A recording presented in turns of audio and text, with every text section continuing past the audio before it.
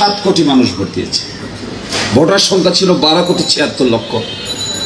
Voter উপস্থিতির হার 60%। হায়ের পক্ষে 69 point something, প্রায় 70%। তাহলে বেগম খালেদা জিয়া 91 সালে যে গণভোট দিয়েছেন সেখানে ভোটার উপস্থিতি হয়েছে 35%। ওটা তো মেনেছেন, সংবিধানে ইনক্লুড করেছেন। বিল তো আমরা কেউ জানতাম না, আপনারা বিল মানুষকে জানান নাই না। 35% লোকের উপস্থিতি, আর এখন 60% লোকের উপস্থিতি, এখন মানছেন না বলে প্রশ্ন বুঝি নাই তাই মানি নাই। প্রশ্নটা কি দেখেন, তাহলে এই গণভোটের প্রশ্নটা কি, এটাকে বুঝি নাকি আমরা বুঝি না? এই গণভোটের একেবারে স্কোয়ার প্রশ্ন। আগের প্রশ্নগুলি আমি আপনাদের পড়ে শোনালাম। এবারকার প্রশ্ন কি? গণভোটে নিম্নরূপ প্রশ্ন উত্থাপন করা হইল, আপনি কি জুলাই জাতীয় সনদ সংস্কার বাস্তবায়ন আদেশ 25 এবং জুলাই জাতীয় সনদে লিপিবদ্ধ সংবিধান সংস্কার সম্পর্কিত নিম্ন বর্ণিত প্রস্তাব সমূহের প্রতি একমত? নিম্ন বর্ণিত প্রস্তাব কি? ক, খ, গ, ঘ। আপনি দেখবেন ভোটের ব্যালটে 4টেই ছিল। আর আপনাদের ভোটার ব্যালটে কি ছিল? আপনাদের ভোটার ব্যালটে ছিল যে অনুসৃত নীতি পদ্ধতির সাথে একমত কিনা। নীতি পদ্ধতি কি? বেগম খালেদা জিয়া 1991 সালে যা করেছেন, তিনি বলেছেন উত্থাপিত বিলের সঙ্গে আপনি একমত কিনা। বিল কোথায়? বিল কি ব্যালটের পার্ট? বিল তো ব্যালটের পার্ট না। তাও সমর্থন পেয়েছিলেন 35 ভাগ।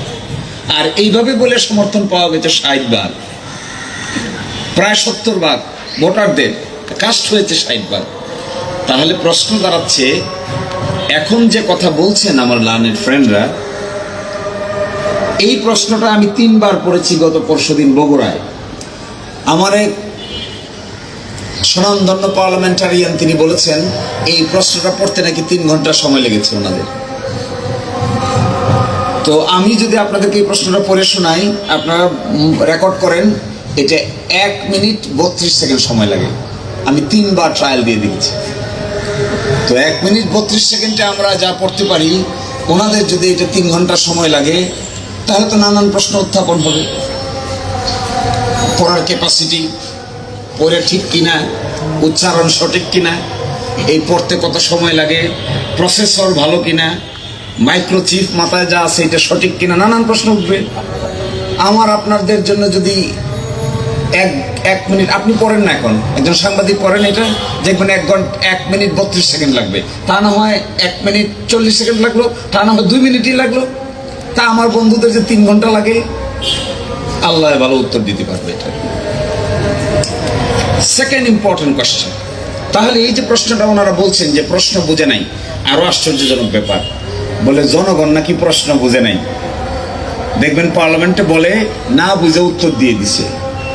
তো এটা কয়দিন ধরে আমি প্রায় বলতেছি, উল্টা প্রশ্ন করেন। আমরা যদি এখন বলি, আপনারা যদি বলেন যে এই যে 51% ভোট পেয়েছেন যারা, তারা যে আর্গুমেন্ট করছেন, তাদেরকেও জনগণ না বুঝে ভোট দিয়ে দিছে, তো কি হবে? কথাটার অর্থ কি হবে? এই 4টে প্রশ্ন জিজ্ঞাসা করা হয়েছে, এটা না বুঝে ভোট দিয়েছে, আর আপনাদের যে 31 দফা এটা বুঝে ভোট দিয়েছে। নির্বাচনী ম্যানিফেস্টো তো আরো লম্বা মনে হয়। তো যতটুকু লম্বা, এটা তো পেশই করেছেন এমন এক সময় যেন মানুষ পড়তে না পারে, নির্বাচনের 1 সপ্তাহ আগে। তো কি দাঁড়ালো তাহলে? তা বোঝা যাচ্ছে এই আর্গুমেন্টগুলো খুবই দুর্বল, খুবই দুর্বল। এগুলোর পক্ষে কোনো যুক্তি থাকতে পারে না। সেকেন্ড ইস্যু দেখেন, আমার তুষার বলে গেছেন পার্লামেন্টকে সভারেন বানিয়ে আমার মনে হয় আরাম পাচ্ছে।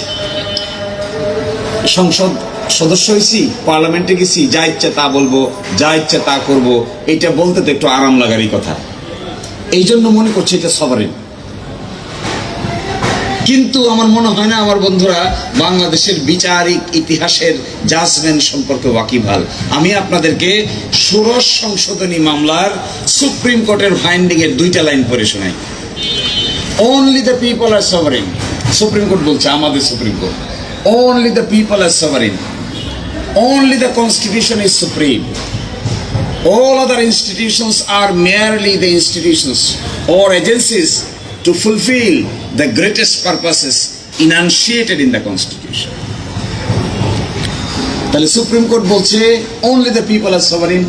আমার ভাই তুষারের বাসায় স্যার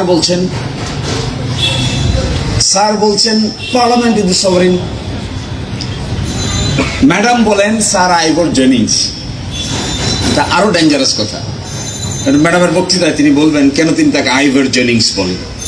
তো আইভর জেনিংস স্যার বলছেন, স্যারকে আইভর জেনিংসের নাম উচ্চারণ করলে তো স্যার বলতে হবে সামনে। স্যার আইভর জেনিংস বলছেন পার্লামেন্ট ইজ দ্য সুপ্রিম।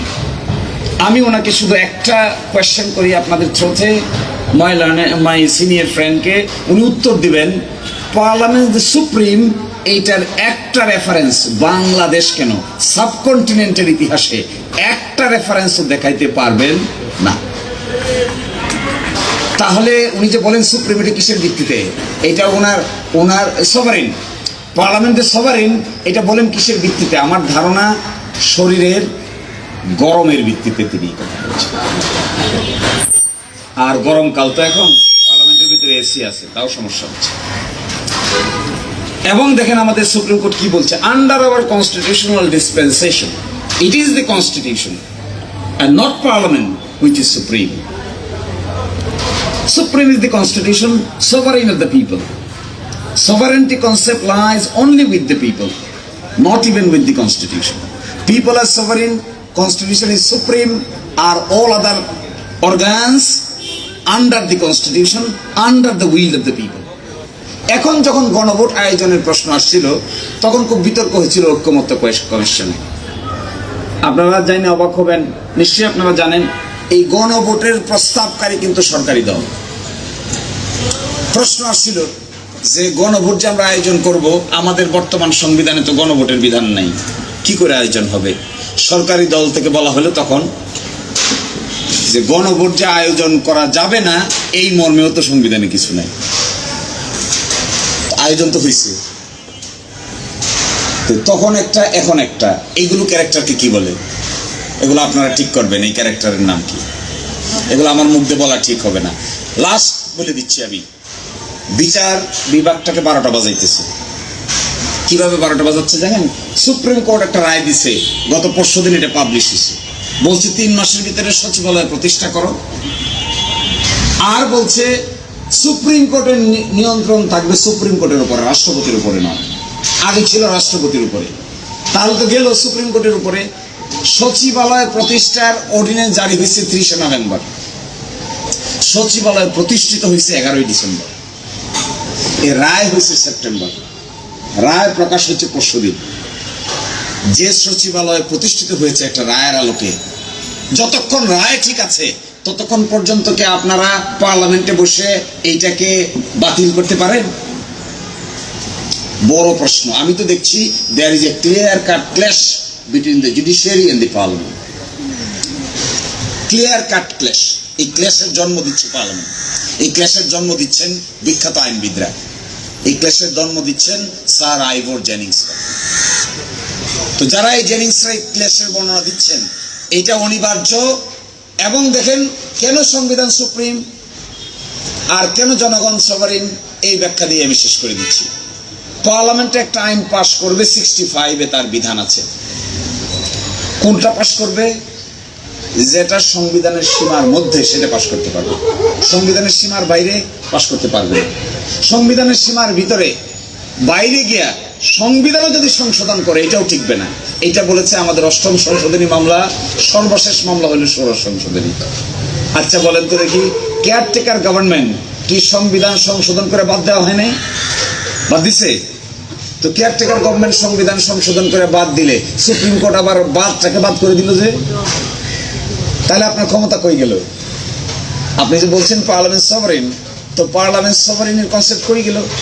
আপনি তো পার্লামেন্টে আইন পাস করছেন, আইন পাস করে বলছেন কেয়ারটেকার গভর্নমেন্ট বাদ, সংবিধান সংশোধন করে বলছেন আমাদের হাইকোর্ট বলে দিছে না, আপনি যা বলছেন এটা সঠিক না। সুতরাং কেয়ারটেকার গভর্নমেন্ট যে আপনি বাদ করেছেন, আমরা বাদটাকে বাদ করে দিলাম। কেন বাদটাকে বাদ করে দিলাম? এর পিছনে কারণ হলো আপনারা সংবিধানের বেসিক বিষয় নিয়ে টানাটানি করছেন। ওই বেসিক বিষয়ের মধ্যে একটা হলো বিচারিক ইন্ডিপেন্ডেন্স, বিচার বিভাগ স্বাধীন থাকবে। এই যে একটা বেসিক বিষয়কে পার্লামেন্টে টেনে নিয়ে গিয়ে সুপ্রিম কোর্টের সঙ্গে একটা ক্লেশ লাগাচ্ছেন, তার ভবিষ্যৎ কি ভালো? মোটেও ভালো হবে না। ক্ল্যাশ হচ্ছে। সুপ্রিম কোর্ট বলছে আমি ইন্ডিপেন্ডেন্ট থাকতে চাই, তারা বলছেন তোমাদেরকে আমরা দিতে চাই না। সুপ্রিম কোর্টের আগের জাজমেন্টগুলোতে বলা হচ্ছে independence of judiciary is the basic structure of the constitution. তুমি যত বড় পার্লামেন্টেই হও না কেন, পার্লামেন্টে বসে এই বেসিক স্ট্রাকচার যেগুলো এগুলোকে ডিস্ট্রয় করতে পারবা না। তাহলে independence of judiciary is the basic structure ধ্বংস করে ফেলতেছেন পার্লামেন্টে বসে। কয়েকদিন পরেই সুপ্রিম কোর্টের আপনাদের মধ্যে যখন ক্ল্যাশ হবে তখন বুঝবেন মজা কারে বলে। অনিবার্য ক্লেশ লাগাই দিচ্ছে। সচিবালয় প্রতিষ্ঠিত হয়েছে, আচ্ছা বলেন, প্রতিষ্ঠিত একটা আইন হয়েছে, সচিবালয় হয়েছে, কাজ শুরু হয়েছে, বিল্ডিং হয়েছে, উদ্বোধন হয়েছে, আইন বাদ করে দিচ্ছে। উচিত কি হওয়া উচিত ছিল? উচিত ছিল আমরা এই বিষয়টা আলোচনা করব, যতদিন আলোচনা না হয়েছে ততদিন পর্যন্ত স্ট্যাটাস কো থাকবে, যেভাবে আছে সেভাবে থাকবে। তাই তো হওয়া উচিত ছিল। কমন সেন্স কি বলে? কমন সেন্স বলে একটা বিষয় কর্মরত, ফাংশনাল, কাজ করছে, আদেশ দিচ্ছে, জারি হচ্ছে, আপনি এসে বলছেন একেবারে জিরোতে যাচ্ছেন, এজ ইফ এখানে স্টোনিং হয় নাই, কোনো সচিবালয় হয় নাই, কিছুই হয় নাই, সেখানে যাচ্ছেন। আপনার তো এটা বলার কথা না। আপনার যদি গুডউইল থাকে তাহলে কি বলবেন? ওকে, we will review the policy, we will discuss it in the parliament, we will talk to the relevant authorities, in the meantime let it be maintained status quo.